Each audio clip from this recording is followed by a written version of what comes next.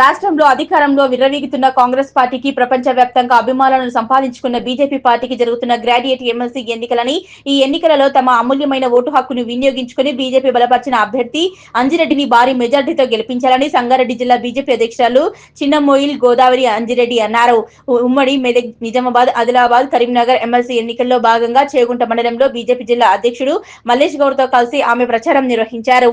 ఓటర్లను కలిసి మద్దతు కోరారు. ఈ సందర్భంగా వారు మాట్లాడుతూ రాష్ట్రంలో అధికారంలో విర్రవీగుతున్న కాంగ్రెస్ పార్టీకి ప్రపంచవ్యాప్తంగా అభిమానులను సంపాదించుకున్న బీజేపీ పార్టీకి జరుగుతున్న ఎమ్మెల్సీ ఎన్నికల్లో ప్రతి ఒక్కరూ ఓటు హక్కును వినియోగించుకొని ప్రధాని నరేంద్ర మోదీ కోసం తమ అమూల్యమైన ఓటును బలపరిచి బీజేపీ అభ్యర్థికి అంజిరెడ్డికి వేసి భారీ మెజార్టీతో గెలిపించాలని కోరారు. ఈ కార్యక్రమంలో దుబాక అసెంబ్లీ చిల్కమర్రి గోవింద్, చేగుంట మండల బీజేపీ అధ్యక్షులు భూపాల్, ఓబీసీ మోర్చా రాష్ట్ర కార్యవర్గ సభ్యులు గణేష్, చేగుంట మండల ఇన్ఛార్జ్ సంతోష్, సీనియర్ నాయకులు సురేష్, నరేష్ తదితరులు పాల్గొన్నారు.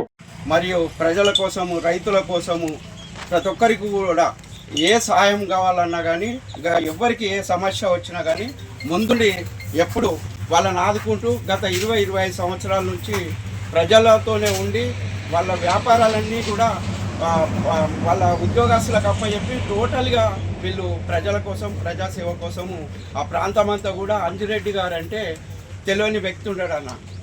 ఏ చిన్న స్థాయి వ్యక్తి కూడా అంజిరెడ్డి గారు ఇల్లేది, అంజిరెడ్డి గారు ఎక్కడ ఉన్నారు, అంజిరెడ్డి గారు ఏం చేస్తారంటే కూడా ఆ ప్రాంతం అంతా కూడా చెప్పే పరిస్థితికి వాళ్ళు వచ్చిర్రు అన్న. వాళ్ళ ఫ్యామిలీ మొత్తం కూడా ఈ ప్రజాసేవలో ఉన్నారు.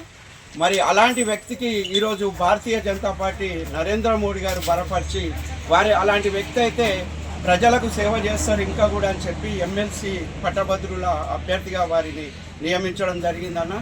మరి ఇప్పుడు ఈ 4 ఉమ్మడి జిల్లాలలో సుమారుగా 42 అసెంబ్లీలకు వారు పోటీలో ఉన్నారన్న.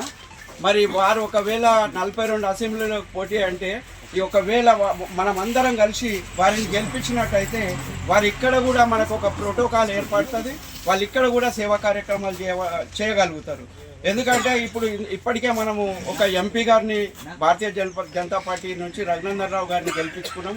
అదేవిధంగా ఎమ్మెల్సీగా పట్టభద్రుల అభ్యర్థి అంజిరెడ్డి గారిని, మరియు అదేవిధంగా టీచర్స్ అభ్యర్థి కొమరయ్య గారిని వీళ్ళని గెలిపించుకున్నట్టయితే మనకు ఏ నియోజకవర్గానికి వచ్చినా కానీ 3 ప్రోటోకాల్స్ ఉంటాయన్న మనకు. మళ్ళీ ప్రజాసేవలో వీళ్ళంతా కూడా ముందుండే వ్యక్తులు. వీరందరూ కూడా ప్రజల సేవ కోసం అని చెప్పి మరి ప్రజలకు రావడం జరిగింది. అందుకని మీరందరికీ కూడా దయచేసి చెప్తున్న టీచర్స్ల కొమరయ్య గారికి మరియు పట్టభద్రుల విషయానికి వస్తే అంజిరెడ్డి గారికి ఓటేసి మీరందరూ కూడా గెలిపిస్తారని కోరుకుంటూ, అదేవిధంగా మీరు కాకుండా మీ ఫ్రెండ్స్ కానీ, బంధువులు కానీ, ఈ 4 జిల్లాల 4 ప్రాంతాలలో మీ ఉన్న బంధువులకు కానీ, ఫ్రెండ్స్ కానీ అందరికీ కూడా చెప్పి మీరు పెద్ద ఎత్తున కొమరయ్య గారికి మరియు అంజిరెడ్డి గారికి ఓటేసి వారిని భారీ మెజార్టీతో గెలిపించి ఈ మన మెదక్ జిల్లాకు ఇంకా 2 ప్రోటోకాల్స్, ఇంకో 2 ఎంపీ గారితో సహా మళ్ళీ ఇంకో 2 చేసి ప్రజల మధ్యలో ఉన్న వ్యక్తిలో పెట్టలేదు. కాబట్టి ఈరోజు మీరు అందరూ కూడా ఆలోచించండి. ఈ ఎలక్షన్ మీ ఎలక్షన్. ఇక్కడ ఓటర్ మహాశయులు అందరూ ఉన్నారు. మీ అందరికీ అప్పీల్ చేస్తున్నాను, మీ అందరికీ రిక్వెస్ట్ చేస్తూ ఉన్నాను. ఇక్కడ ఈ గ్రామంలో ఏవైతే 78 ఓట్లు ఉన్నాయో తప్పకుండా 90% మనకు పడేటట్టు చూసుకొని మనకే పడతాయి కదా. నాకు తెలిసి అయితే మనకే పడతాయి.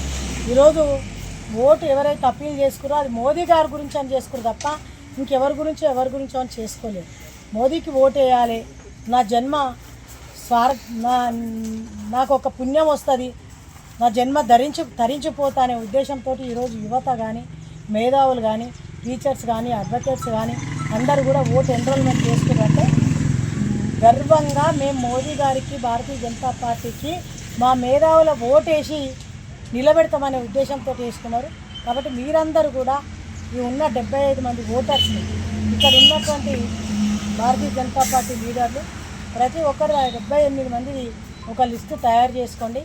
లిస్టు తయారు చేసుకున్నాక మీరు అందులో బీజేపీకి వేసే వాళ్ళు ఎవరు ఉన్నారు, మనకిప్పుడు 25-25 ప్రభారి అని పెట్టుకున్నాము. అట్లా 3 అయి ఉంటారు మన దగ్గర. ఆ 3 ఏం చేయాలంటే 25-25లో భారతీయ జనతా పార్టీకి పడే ఓటు ఏంది, 12 ఉన్నాయా, 13 ఉన్నాయా, 14 ఉన్నాయా, 15 ఉన్నాయా, అవి టిక్కు పెట్టేసుకోండి. అవి కంపల్సరీ మనకు పడితే మీరు ఒకసారి మాట్లాడుకుంటా అన్న ఓటుకి సిద్ధమే కానీ ఇంకేం నువ్వు ఓటు వేస్తున్నామని చెప్పంటే, కానీ మిగిలిన 12, 13 ఉంటాయి. 13, 14 మనకు వచ్చినాయి అనుకో, 15 ఇంకా 10 ఉంటాయి. ఆ 10 కోర్ కాంగ్రెస్కి ఎవరు వేస్తారు? వాళ్ళ సి పెట్టుకోండి, 4, 5 వెళ్ళినాయి అనుకోండి, అది పక్కన పెట్టండి. మిగతా 4, 5 న్యూట్రల్గా ఉంటారు. వాళ్ళకు ఒకటే చెప్పండి, బీజేపీ బీఆర్ఎస్ వాడు ఉంటారు, న్యూట్రల్గా ఉంటారు, వాళ్ళు ఉంటారు. మీరు ఎవరికి వేసి ఏం చేస్తారు? ఎవరికి వేసినా బూదిలో వచ్చినా పన్నీరు, ఇండిపెండెంట్కి వేసినా మలవై కాంగ్రెస్లో కలుస్తుంది. అది మనం చూస్తూనే ఉన్నాం. ఎవరి ఏ పార్టీల ఎమ్మెల్యేలు, ఎంపీలు, ఎమ్మెల్యేలు, ఎమ్మెల్సీలు ఎవరు గెలిచినా తెలంగాణ రాష్ట్రంలో అధికారంలో ఏ పార్టీ ఉంటే ఆ పార్టీలకి వెళ్ళి ఇళ్ళకెళ్ళి అందులోకి ఇళ్ళకే పోతారు. ఒక భారతీయ జనతా పార్టీ స్టాండింగ్గా నిలబడి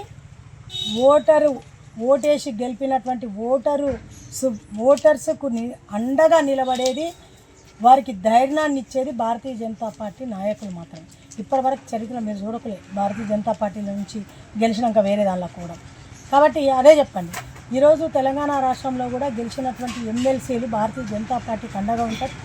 యువతకి ఫీజు రియంబర్మెంట్ మీద, అడ్వకేట్స్ యొక్క గౌరవ వేతనాల మీద, టీచర్స్ యొక్క శాలరీస్ మీద, టీచర్స్ యొక్క జాబ్ మేళా మీద, యువత జాబ్ మేళా మీద, ఇవన్నీ ప్రశ్నించే గొంతుగా మండలికి పంపించడానికి మనం ఓటేసి గెలిపిస్తే వాళ్ళు మనకు స్టాండర్డ్గా నిలబడతారు, ఓటర్స్కి నిలబడతారు.